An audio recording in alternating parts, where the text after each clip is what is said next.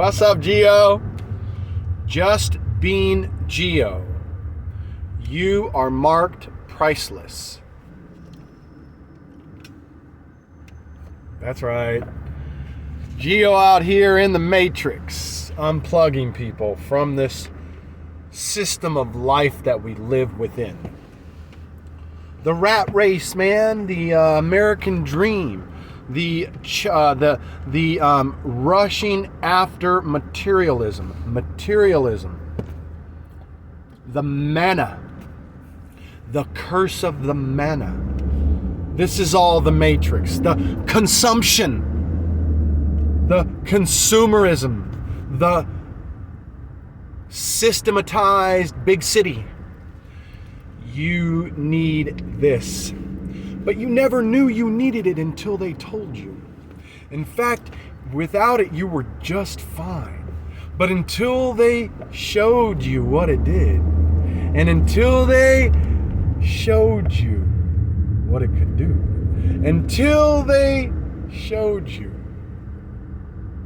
how you could enjoy it, you had no inclination or no concern whatsoever.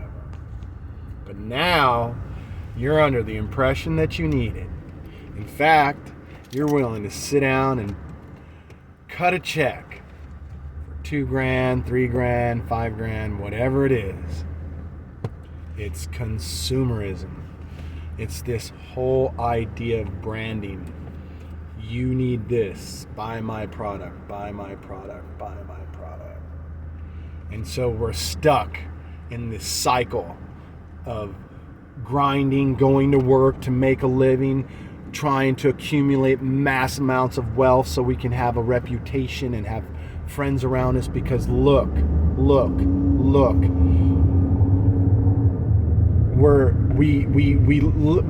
We lift up men like Bill Gates. We lift up men like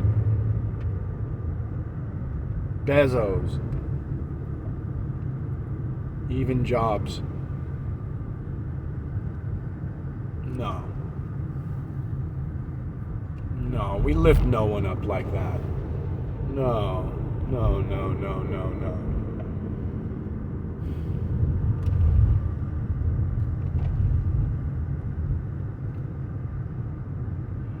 The fog is so thick that it's almost difficult. I mean, it's almost hard to get out of it.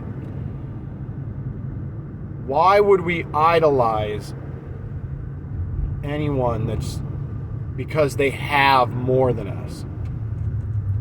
Why would you idolize anyone because they can afford to pay for the rocket ship? Because they got what you want. You're caught up in not them. You're not caught up in them. You don't idolize them. You're not idolize. Well, you are in a way. In your own way, you idolize them. But subconsciously, what you really idolize is what they have. You covet what they have.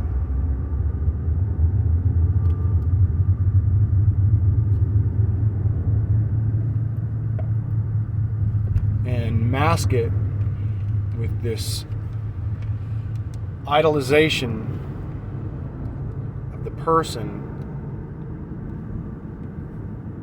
and then we become somehow a fan of people like this. And I am not a hater. I love Elon Musk. On the forefront of AI, I'm pro-life. I'm pro-everything. I'm pro-AI. Don't get me wrong here. Don't get me started. I got as much love for the man who sacrifices his whole life and business and gives back his profits to the men and women that helped him to gain those profits, which is the man I would idolize, but I don't idolize anyone. But I got as much love and respect and understanding and love for this man as I do the man on the opposite side of the scale, a Jeff Bezos, who enslaves men and women, enslaves them to do his bidding, to dig his gold for him,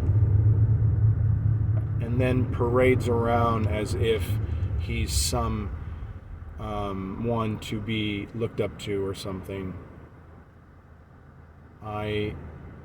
It's pointless to bring up what he does with his money. That's irrelevant. I don't care if he gives all of it to the poor. He's enslaving others to apparently do that. And so while it is despicable that he would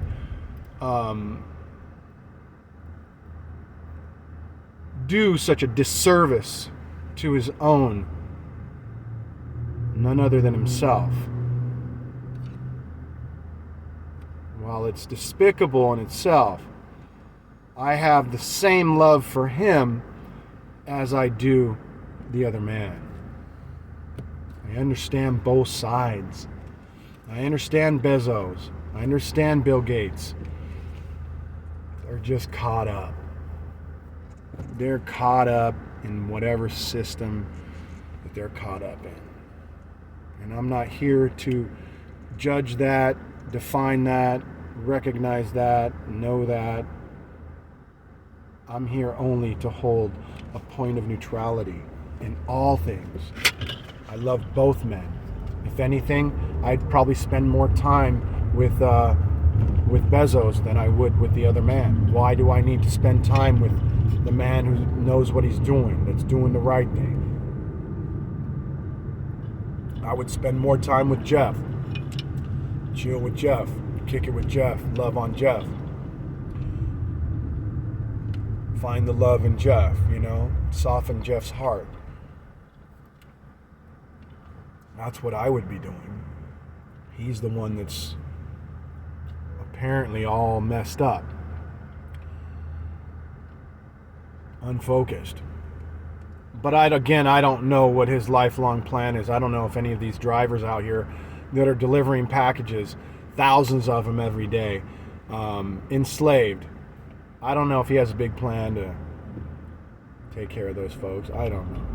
I can only evaluate what I see.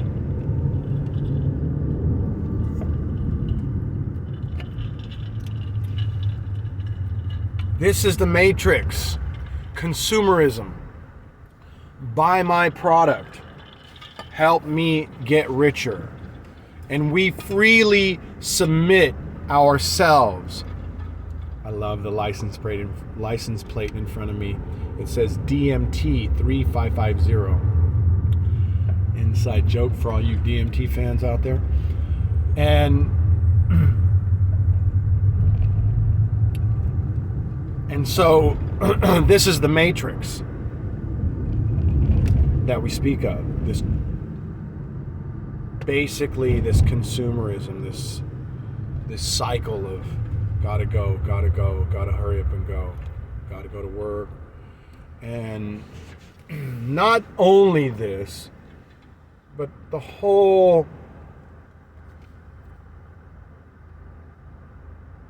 thing, which includes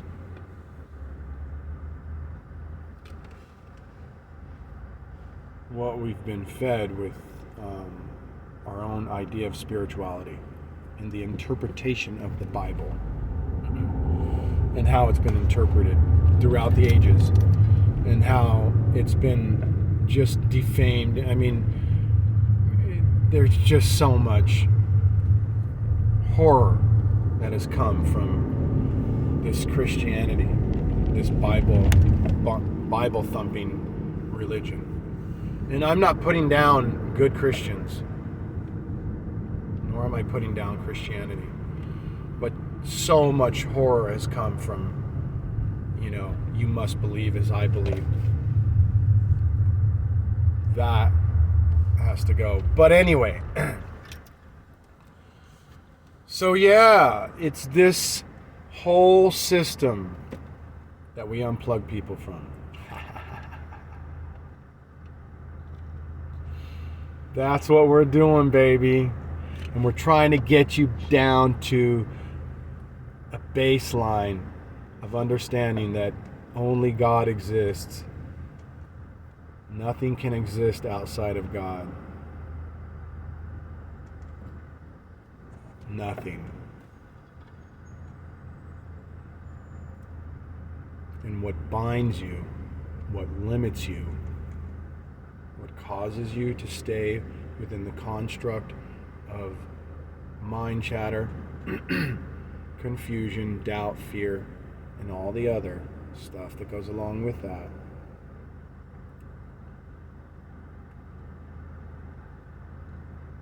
is not realizing that God is all in all, that there is no separation. Until you're baselined, there's not much anyone can do for you.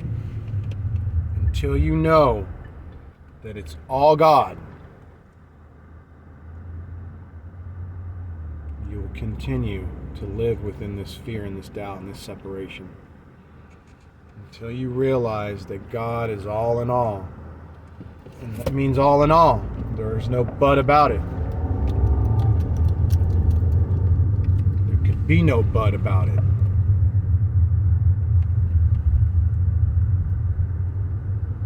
We don't butt around here.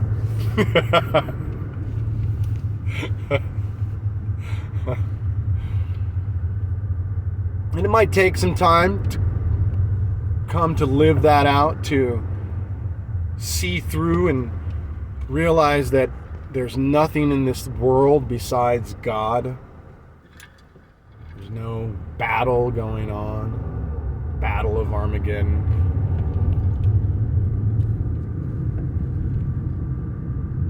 If there were a battle, if there were anything outside of God at all, if God were even a fraction of a fraction of a fraction, if even at a if there was even just a quantum miscalculation, if anything, the slightest air of miscalculation within the existence of that which is life, if there were the slightest adversary, contradiction at all, you wouldn't be here, I wouldn't be here, we wouldn't be here. Life would have been swallowed up. God would have been no more. There is no vacuum, vacuity, there is no black hole swallowing up anything. No. Life is life, and life is light, and light is light. And where there is light, there is no darkness. None. No darkness. That means disillusion, the paradox of what you think and what you believe about the darkness, is not. Shallow believing, shallow thinking, shallow understanding, not going below the surface, thinking we're deep. Thinking that we're deep, but we're not.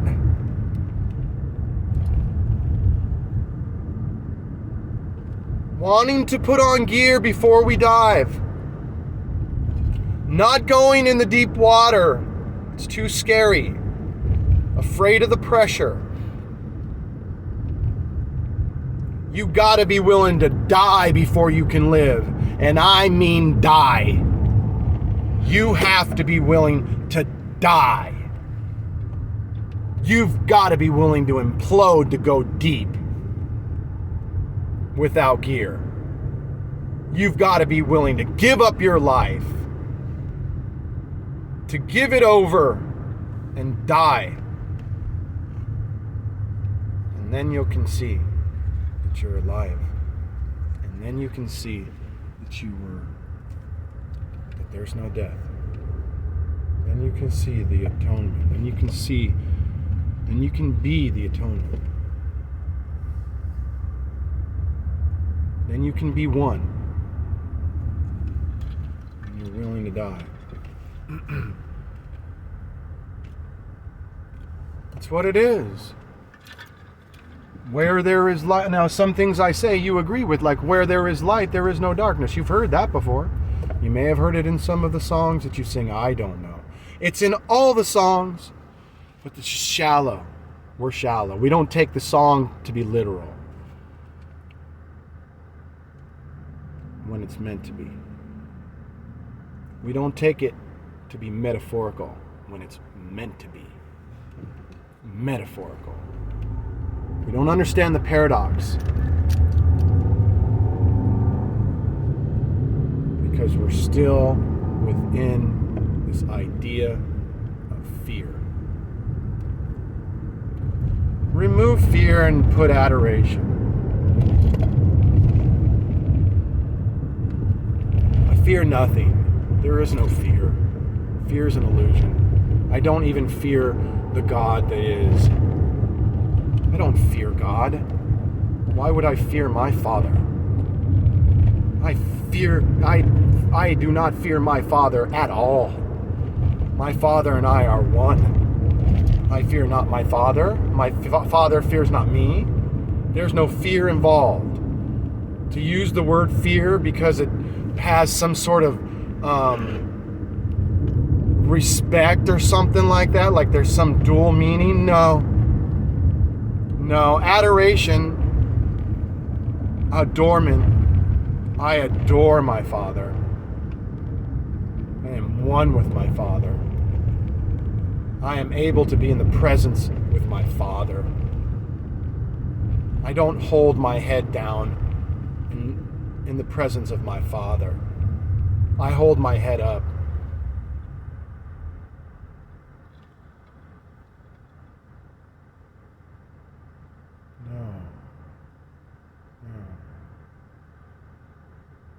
We must get it straight. God is all in all. Everything. Everywhere. If there ever was death, as they tell you it is, if there was ever a death, the body does not have life of its own. You animate this body.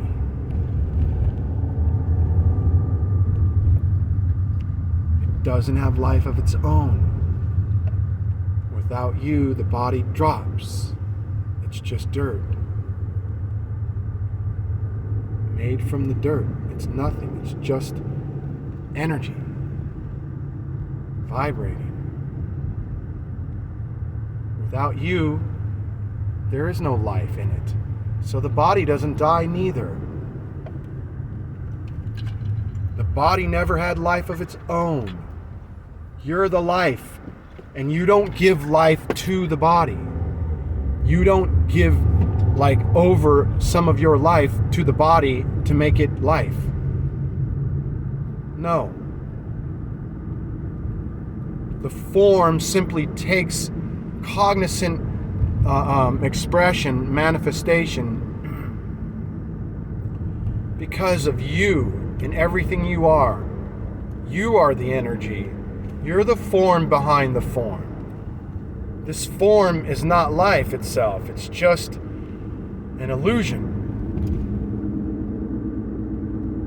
It's an illusion. Death doesn't occur. If there were any real death in this world, anything really that died, then that would mean part of God would be dying at that point as well. And if that were the case, then it would eventually just implode upon itself. God couldn't exist if there was anything contradicting God.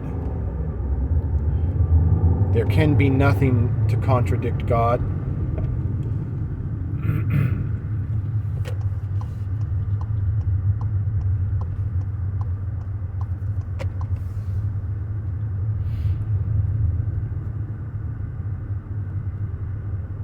And it's all right in front of us, but yet we don't hear it. And so that's the baseline. All in all. All in all. When we realize that, and we see that, and we live that,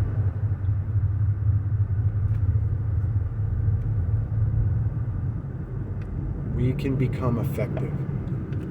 And we can become unaffected. Unaffected, but yet effective in what we do.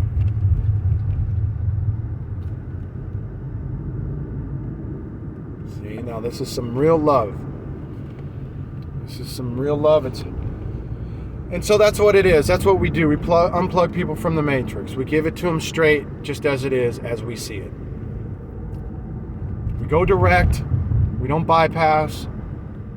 We go to direct. Christ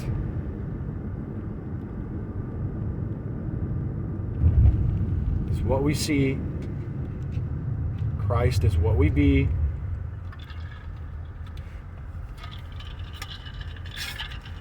And so we go direct. We're one with our Father, just like Jesus Christ said. We don't idolize the person of Jesus Christ.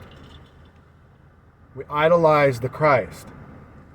We don't even idolize it. We worship and devote our entire essence. We die so that this Christ can live.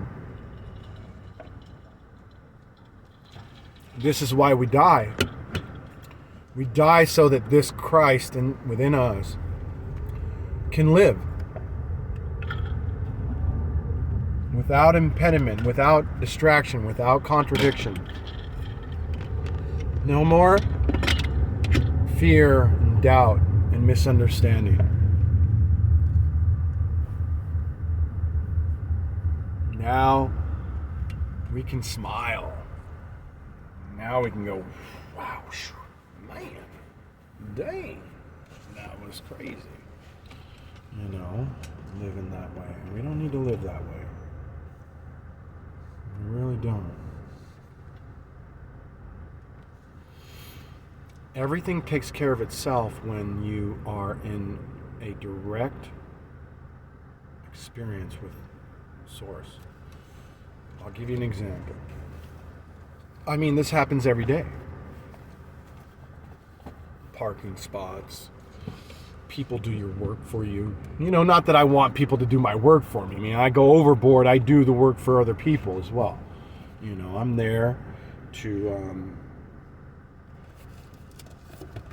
help people out because I have more experience, right? So, but anyway, you know, when you're really just,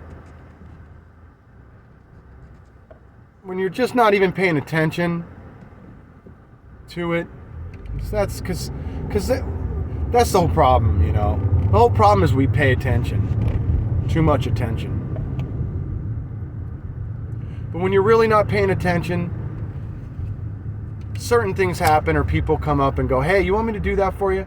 And you're just like, I don't know how, why, you know, you just called and asked me that, but, you know, that's exactly what I want you to do. I need to go do something else. And so that's what it is, man. Source takes care of itself. Always. Always. It's the little things that count. It's the little things that tell you, hey, there's something at play here. You know, something's on my side. I don't know. Maybe it's all the positive thinking I've been doing. I don't know. Maybe it's because, you know, yeah, your Father and you are one. That's what it could be, right? That's what it should be, right? That's what it is. So, you know, it's beautiful. You see beauty everywhere where you never saw it before.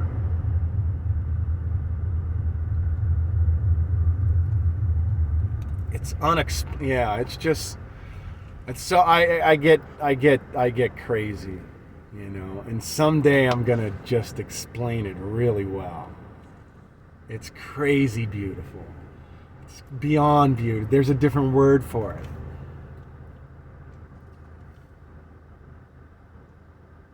It's perfect. It's so perfect. It couldn't be more perfect. And even in its perfection,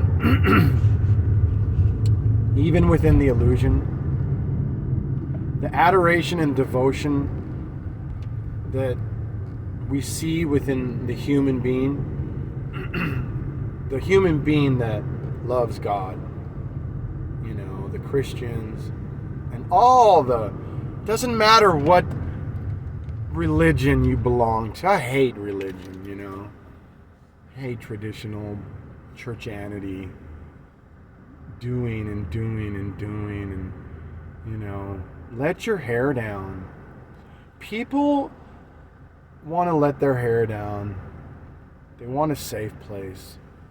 They don't want to have to hide themselves from you because you're a Christian. Right?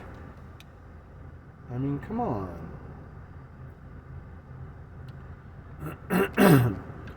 But there's even, it's so beautiful. The devotion that we see within people, human beings, towards this God that loves them and that they love. It's heart-wrenching. It's beautiful.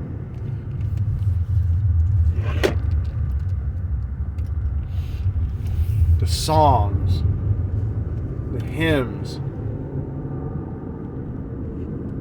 the dying that's gone on throughout the world, the Martin Luther Kings, the Jose Rizal, men like that. That's why I don't get it, man. I don't get why you can't hear me. Jose Rizal is a perfect example. He was not divided. He knew no nation. That man was one with God. Laid down his life for his own people.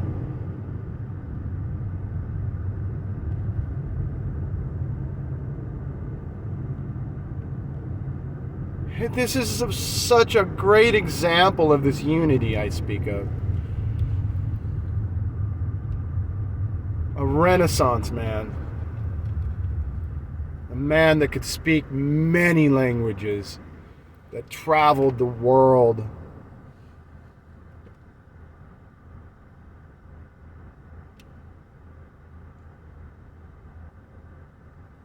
If you can't see the unity within the power and the depth behind what transpired in the story of Jose Rizal, and you can't find this atonement that I speak of between you and your father in his story,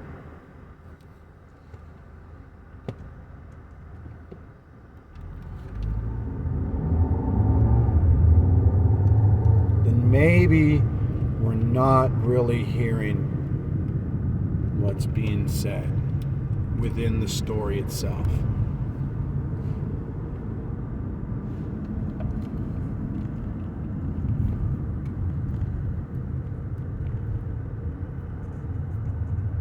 Anyone, Martin Luther King, we too. How could we have a man like Martin Luther King come around this American West society? Don't get me started on the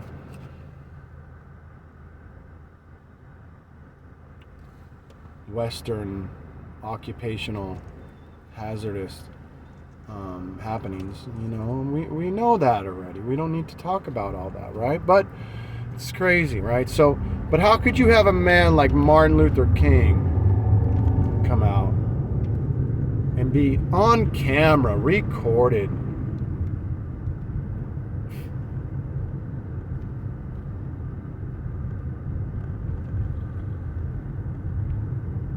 I mean, it's disgraceful to see the things that have gone on, right? With slavery and Hitler and all that. It's crazy. But when you have a man like Martin Luther King come out and talk about character, the content of a man's character, not the color of his skin, and having a dream, how this doesn't change, why something like that couldn't change everything, everyone's attitude, like everyone just give up. No, even a man like that, and they killed him. And they killed Jose Rizal.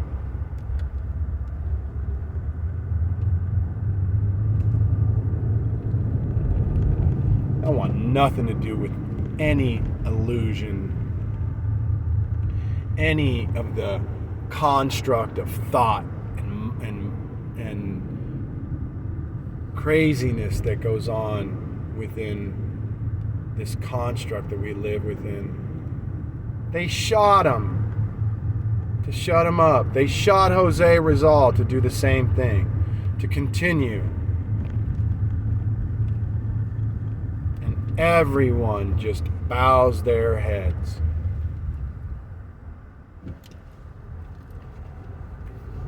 We all just bow our heads.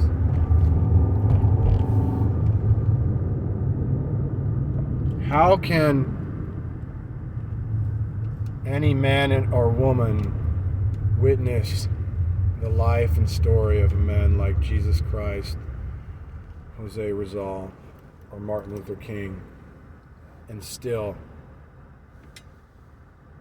not be broken?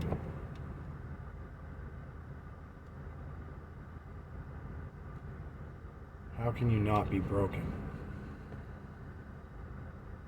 How can you live? I don't know, but I sure can. There's no way I could live finding these stories, growing up in this world, looking and seeing what I saw. I salute my parents. I salute my parents. Hell yeah. Thanks, Mom and Dad, for putting on the movie Roots when we were kids.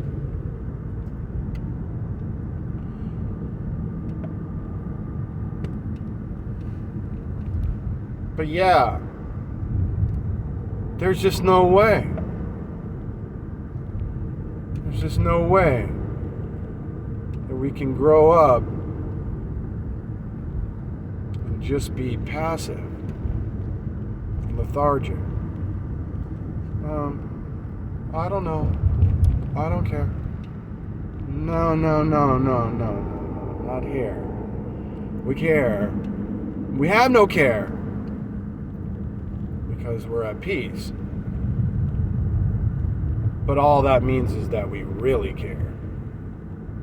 We really do care. We care about everybody. We sacrifice. That's how much we care. We lay down our life. That's how much we care. So yeah, we get engaged. We get alive. We come alive. And we see the hearts of these men. And we go, holy crap. No, I want to be like that. I am like that. That is me. You know? And we change when we see an example like that. If our back gets straight, meet a man like Martin Luther King or Jose Rizal, you can't stand in a room with a man like that. Maybe with your back all slouched and your head down. But meeting a man like that, or a woman like that, because there's been an unlimited amount of women like that too. throughout the world. Oh yeah. Yeah, baby, the divine woman, and that's where it's at right now. It's all about the divinity of the essence of the female. That's what's happening right now. And you're about to see a birth from this planet and its surroundings. It's let's say the planet is included, okay? But really what it is consciousness, but everything is within consciousness. The mind of God, the divine mind. So everything is included, and there's about to be a birth of a new earth, a new environment, a swallowing of the illusion. So the separateness that you see, physical life that you're experiencing now, and the adverse environment that you're being exposed to with this personal love that goes around parading and masking itself to be real will be swallowed up by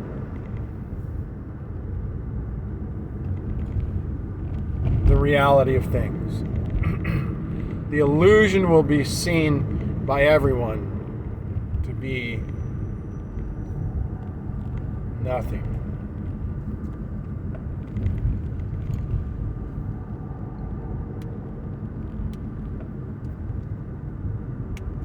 And the great atonement will take place.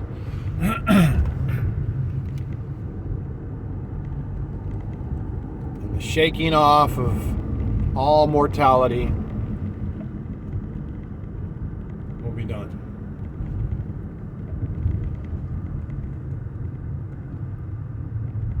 So the idea and the perception of separateness and mortal thoughts and finite, recognizing yourself to be finite will be no more.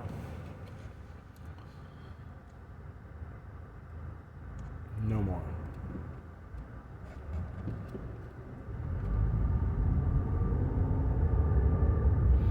And so we want to get down to the basics. We want to baseline you. You gotta really kind of get it, and then everything will start making sense. All the paradoxes will start to come alive. Life will become alive. You will become alive. You, once you die, become alive. You've never really experienced a true birth until you die to the self.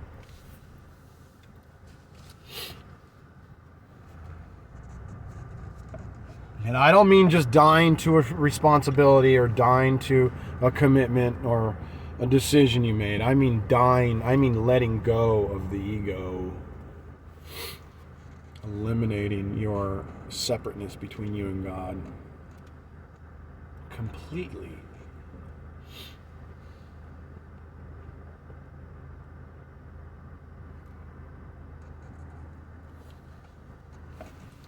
And then you can start to go back in the matrix with me and start unplugging people, baby.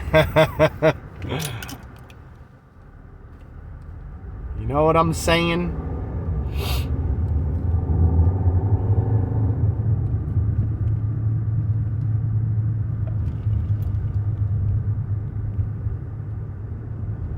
The reason why everything starts to work out for you when you are connected directly with Source,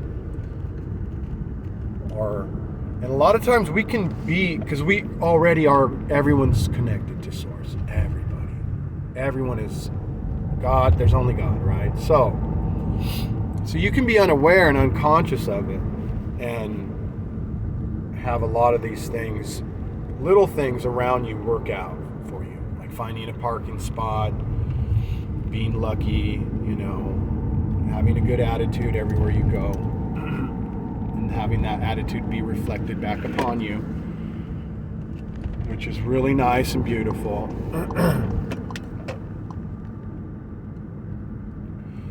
But coming from a different perspective, my own perspective, I guess. It's not my own, I mean, another perspective to see is that I am not invested in the outcome, in any outcome. I'm not there, I'm absent. Marked Priceless left the building. You know, I'm completely absent. I'm not in the equation. Therefore, everything works out for me. Everything works out perfectly. It works out exactly the way it was supposed to work out. And I have no say in the matter. Man, I love that one. Woo! Deep diving. Everything works out the way it's supposed to work out. And I don't get in the way of it working out the way that it's supposed to work out. And so it's all new, it's all fresh. It's all an adventure. I love you guys. You guys are amazing. I gotta check in right now. I gotta check in and I'm gonna do a fun video pretty soon. Anyway, much love to all of you.